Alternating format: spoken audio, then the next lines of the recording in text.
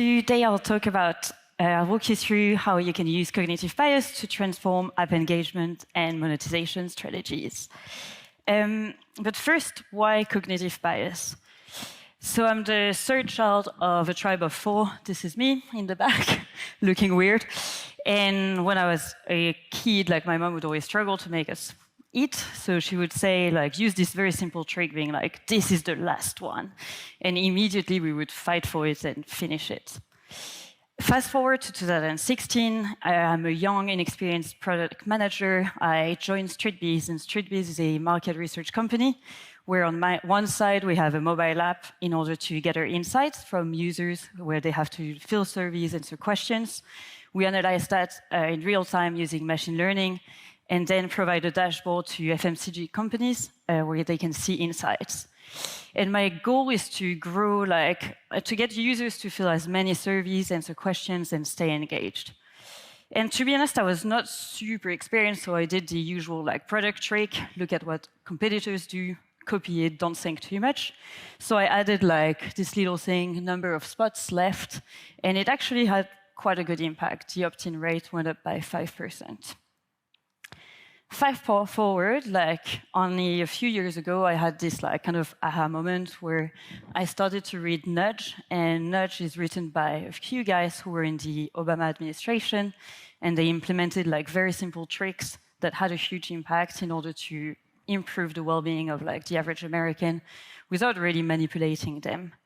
And it was super fascinating. So I started reading about behavioral economics, cognitive bias, and things like Kahneman or Thaler, and just got really interested in it, wrote a few articles. So today I'll give you a bit of a talk about how to get a deeper understanding of user psychology, drawing from real-life examples from Wise, Peanut, and Streetbees, which are companies that I've worked at, and to explain to you how it can be a game changer in the way you approach app development and user interaction. And I explore a few concepts such as progressive disclosure, labor illusion, curiosity gap, and a few others. First, a little bit about myself. I'm Angèle, and I've been working in product for the past 6 years, living in London for 7. And I've worked across different industries in also different company sizes. I was at Wise pre and post IPO, and recently, not so recently, joined Peanut, where we are a team of 2. In general, I really love products that kind of are built on complex technology, but have a nice UI. I've implemented ML in every company that I've worked at, but also frequently write about UI and UX for UX Collective. First I'll talk about the power of cognitive bias, then I'll show how you can use them, then I'll walk you through ethical considerations, and finally I'll talk about cognitive bias as part of a larger strategy. So let's get started on the power of cognitive bias. First, what are they? Every time that a user interacts with your product, they will filter information, they will need to seek the meaning of it, they will have to act within a given time, and they'll need to store bits of this interaction in their memories.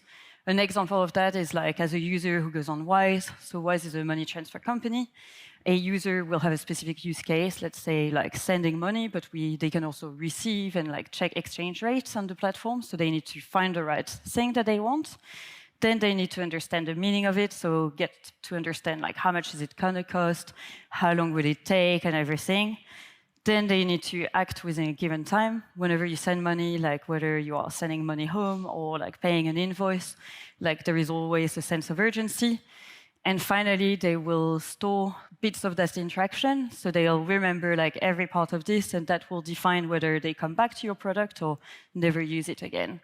And you can use cognitive bias at each of these steps in order to improve the user journey. So now how to use them in a bit more details. A first one, I'll go through a few cognitive bias, and the first one will be progressive disclosure. So this one is the idea that users are less overwhelmed if they are exposed to complex features later on. I've put the example of Candy Crush here, which hopefully some of you have seen before. It's a game. Don't download it, it's quite addictive and a waste of time, but it's interesting though. And you can see that at first, it's very simple. So on the left, you have Candy Crush level 1, and this level serves as a tutorial. So it's designed to be easy to complete, teaching players the basic mechanics of the game. And this ease of completion in the early stages provides a quick sense of achievements and encourages players to keep playing, basically. As players progress, Candy Crush is going to introduce like more and more complexity with like new types of candies and obstacles. And this gradual increase in complexity keeps the game challenging, but not overwhelming, ensuring that users remain engaged as they learn and strategize differently with each new element. So the next cognitive bias is called labor illusion. So the concept refers to a strategy where apps intentionally make certain processes appear longer and more effort intensive than they technically are or need to be. And this approach it sort of allows apps to enhance the perception of value or effectiveness of the product.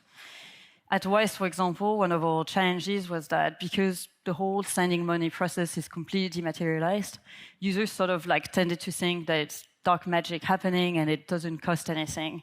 So by introducing a little bit of friction at the end, once you send your transfer, it was a way for us to show like something's happening. That's why you have to pay and that's why it takes time. And it used to be actually like even more detail where you would see the money across the globe. Another example of that is like Hinge. So Hinge is a dating app, and whenever you open it, they add this slight loading time, or if you change your filters. And the goal is to make you feel like they've picked the best profile for you and that they've spent a lot of time on it. This is on a good Wi-Fi, and like you can see that it takes longer than it should to load. Finally, Deliveroo, so it's a food delivery company, and they show a very detailed animation of like the whole process to deliver your dish straight to your bed or table. There's a step-by-step like matching you, then finding you the right driver, he's on the way, you see this little guy cooking. And technically, some of the steps are actually pretty instant, such as matching you. And this approach doesn't aim at making you feel like super shameful that you're ordering food and this guy is on his back in the rain so that you can eat pasta in your bed. It's actually a way to increase your patience and make you feel ill-informed. And additionally, it can create a sense of transparency as users like kind of see the effort that is made for you. The next one is called the curiosity gap. It's a powerful psychology principle that's used in mobile app design in order to kind of pique user interest by providing just enough information to intrigue them, but just not enough to satisfy your curiosity immediately. So it can lead to increased engagement and retention as users are motivated to continue to use the app in order to find the answer or discover more content. And that's typically what we used at Streetbees by showing like the next story that you would unlock in order to try to get users to complete a survey and unlock new things. They are like very widely used by like different apps, both for engagement and in order to monetize. So the first example is Tinder, which is a dating app, and in order to see who has liked your profile, you have to pay. So that's a way for them to monetize, and it's very intriguing because the profiles are blurred, so you can see a little bit, but not so much. The next one is Headspace, which is a meditation app, and they tend to put like very intriguing content. If anyone knows what the miraculous migration of salmon is, please blink twice. I would love to know, without paying. Then you have like Instagram, who tried to like get as many users on their new platform Threads when they were competing with X or Twitter, and they would show like just a snippet of a very interesting post in order to try to get you to tap read more and then sign up to the platform.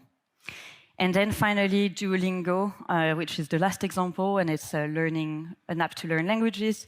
And they have a path that is filled with like unknowns and future achievements. And the goal is the anticipation basically of like uncovering new knowledges and achieving the next level keeps users engaged and encourages them to use the app daily. Finally, last and not least, my favorite one, which is scarcity. It's the one that my mom used on us for years. And this one is the idea that people place higher values on items and experiences that are perceived as rare or limited. Mobile apps leverage scarcity in various ways, so from limited time offers to exclusive content or features accessible for only to certain users. Typically, this VIP with Bumble. It's used a lot for e-commerce. You can see here an example for ASOS, from ASOS as well. And the goal is to get users to like come back regularly to check like the offers, but also to push them into action by putting a limited offer or things like this. So in summary, like you have like, I've gone through 4 of those like cognitive bias, progressive disclosure, labor illusion, curiosity gap, and scarcity. But actually there are a lot more. Like you can research them online and you'll see that the potential is actually huge, and it's super interesting to learn about them and see how you can use them. There are also some ethical considerations, though, that you would kind of want to keep in mind whenever you use cognitive bias. And if you think about it, the power of changing someone's behavior is pretty incredible, but it also comes with quite a lot of responsibility. Sorry for the cheesy picture, but one of them is like transparency. So users should be aware of like how and why your data is needed and how it's used.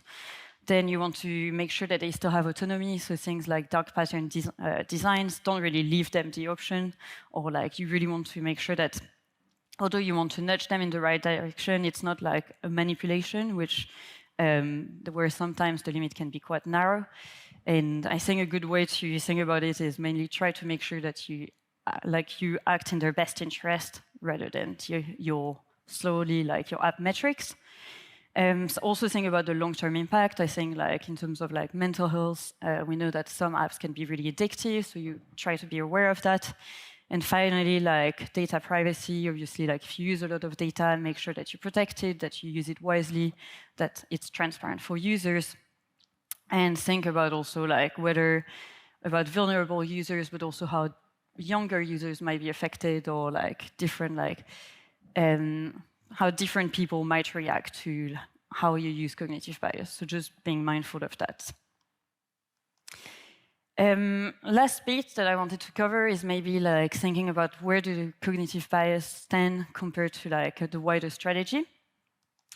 So at WISE, we had this framework, which was a bit of its own like Maslow pyramid. So for those who skipped the class in high school or university, Maslow is this idea that you have like a pyramid of needs, and that in order to get to the next level, you need the previous one to be fulfilled. So things like at the bottom, you'd have like eating, safety, like drinking, things like this. And at the very top, you would have like philosophy, being part of a social group.